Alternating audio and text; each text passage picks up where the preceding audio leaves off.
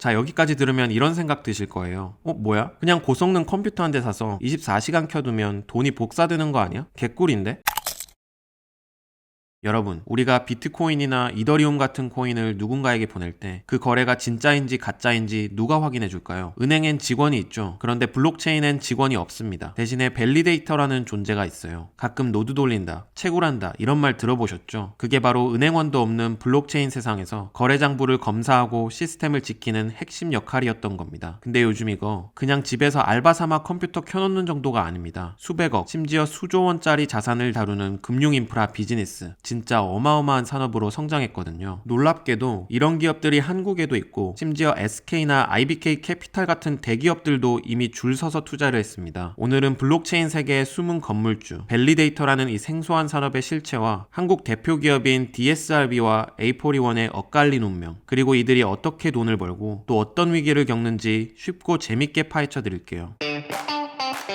밸리데이터, 말만 들어도 약간 거창하죠. 영어로는 밸리데이트, 그러니까 검증하다 라는 뜻이에요. 그럼 뭘 검증할까요? 블록체인이 무슨 범죄라도 저질렀을까요? 블록체인 세상에서는 철수가 영희한테 100만원 보낸 거 맞아 라는 사실을 확인해줄 은행 직원이 없잖아요. 이 장부가 조작되진 않았는지, 철수 통장에 진짜 돈이 있었는지 확인하고 승인 도장을 찍어주는 역할, 바로 디지털 공증사무소이자 고속도로 톨게이트가 밸리데이터입니다. 자, 그럼 여기서 궁금하실 거예요. 이 사람들 도장만 찍고 어떻게 먹고 살지? 여기서부터 가 핵심입니다. 가장 큰 수익원은 블록 리워드, 즉 수고비입니다. 이걸 아파트 관리에 비유해 볼게요. 아파트가 24시간 안전하게 돌아가려면 밤새 경비도 서고 청소도 해야겠죠. 근데 입주민들은 바빠서 직접 못 하잖아요. 그래서 전문 관리 업체를 고용합니다. 아파트는 직접 이 업체한테 고생했다면서 관리비 대신 코인을 보상으로 줍니다. 그런데 재밌는 건 이 아파트 경비 업체로 선정될 확률을 높이려면 조건이 있습니다. 바로 보증금, 그러니까 스테이킹을 많이 걸어야 해요. 그러니까 이렇게 말하는 거죠. 야, 너네가 딴짓 안 하고 일 잘할지 어떻게 믿어? 너네 돈 묶어놔. 돈을 많이 걸수록 도망 안 갈 테니까 보증금 많은 애한테 일감을 더 몰아줄게. 이게 전문 용어로 지분증명의 핵심입니다. 내 보증금이 많을수록 블록을 만들 기회가 더 자주 오고 그래야 보상을 더 많이 받습니다. 그리고 여기서 끝이 아닙니다. 아파트는 이런 경비업체들이 보증금 규모를 더 키울 수 있게 유인책도 만들었어요. 입주민 여러분, 마음에 드는 업체에게 여러분 코인을 맡기세요. 이걸 위임이라고 합니다. 이렇게 입주민들이 각 경비원에게 코인을 맡기면 그 사람의 보증금이 불어나고 그만큼 일감을 받을 확률도 올라갑니다. 그리고 경비원, 즉 밸리데이터는 그렇게 받아낸 보상 중 일부를 저를 믿고 코인 맡겨줘서 고마워요 하며 위임한 사람에게 나눠줍니다. 그래서 밸리데이터 기업들은 여러분에게 이렇게 영업하는 거예요. 제발 저에게 투표 좀 해주세요. 위임을 많이 받아야 덩치가 커지고 덩치가 커야 수익이 늘어나니까요. 결국 승리한 밸리데이터는 여러분 대신 경비를 서주고, 즉 대신 노드를 돌려주고 그 보상 중 5%에서 10% 정도를 수수료로 떼어갑니다. 이 수수료도 블록 리워드만큼이나 핵심적인 수익원이에요. 여기에 더해서 누군가 빨리 처리해달라고 준 급행료, 줄 서는 순서를 잘 조정해서 얻는 매브까지 챙기죠. 실제로 코인베이스 같은 회사는 이걸 구독형 매출이라고 부릅니다. 넷플릭스처럼 매달 따박따박 들어오는 현금 흐름이 생기는 거죠. 이게 바로 기관들이 이 사업에 눈독을 들이는 진짜 이유입니다.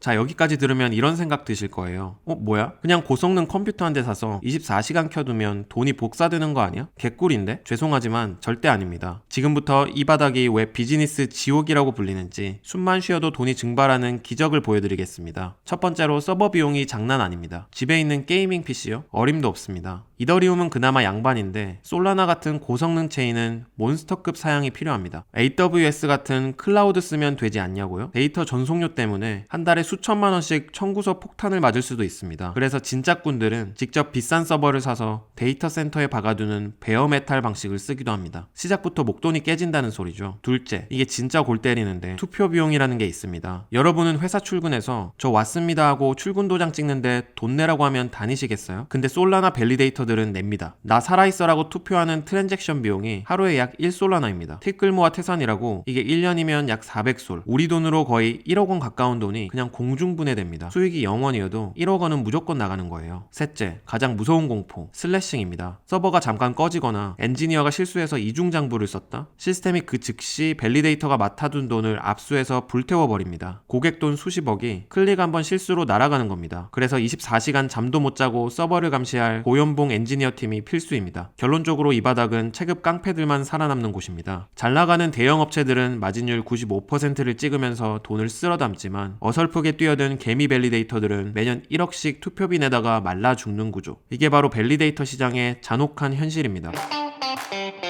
자, 그럼 우리나라에서는 누가 이 디지털 건물주 노릇을 하고 있을까요? 대표적으로 DSRB와 A41이라는 두 회사가 있습니다. 그런데 최근 이 두 회사의 분위기 그야말로 극과 극입니다. 먼저 DSRB입니다. 지금 분위기 아주 좋습니다. 작년에 매출 100억, 영업이익 30억을 찍으면서 흑자를 냈습니다. 이 크립토 겨울에 돈을 벌었다는 거죠. 이 회사의 필살기는 바로 면허증입니다. 정부한테 나 합법적인 코인 사업자야라고 도장을 딱 받은 겁니다. 이 면허라는 무기가 있으니 거칠 게 없습니다. 단순히 서버만 돌리는 게 아니라 커스터디, 법인들 코인을 은행처럼 안전하게 맡아두는 디지털 금고 사업, 올덴 노드, 개발자들한테 블록체인 데이터를 쓰기 쉽게 가공해서 파는 데이터 자판기 사업, 이렇게 사업을 쭉쭉 뻗어나가고 있습니다. 최근엔 300억 원이라는 거액의 투자까지 유치했죠. 여기서 끝이 아닙니다. 이 밸리데이터들이 투잡을 뛰기 시작했는데 이게 아주 쏠쏠합니다. 바로 해외 코인 재단들의 한국 가이드 역할입니다. 해외 유명 코인 프로젝트들, 한국 시장 엄청 탐내거든요. 한국 사람들 코인 열기 뜨겁잖아요. 근데 이 해외 재단들은 한국말도 모르고 문화도 모릅니다. 이때 밸리데이터가 등장합니다. 형, 내가 형네 서버도 돌려주고 한국 마케팅도 해주고 한국 기업들도 소개해줄게. 몸만 와. 이걸 있어 보이는 말로 GTM 전략이라고 합니다. 실제로 DSRB는 개발자 파티를 열어서 다리를 놔주고 데이터 회사인 쟁글도 여러 재단들과 손잡고 한국 마케팅 우리가 책임질게라며 파트너가 됐습니다. 이제 밸리데이터는 단순한 서버 관리자가 아니라 현지 비즈니스 파트너가 된 거죠. 반면 A41은 상황이 좋지 않습니다. SK 같은 대기업에서 150억 원 넘게 투자를 받으며 화려하게 데뷔했는데 최근에 사업 접는다는 뉴스까지 났었죠. 물론 회사 측은 사실 무근이다, 핵심인 밸리데이터 사업은 계속한다라고 반박했습니다. 하지만 팩트는 뭘까요? 구조조정 중이라는 겁니다. 돈이 안 되는 마케팅이나 커스터디 사업은 정리하고 본업인 밸리데이터에만 집중하겠다는 거죠. 우리 같은 일반인들이 잘 모르는 이런 영역에서도 경쟁은 치열하게 진행되고 있습니다.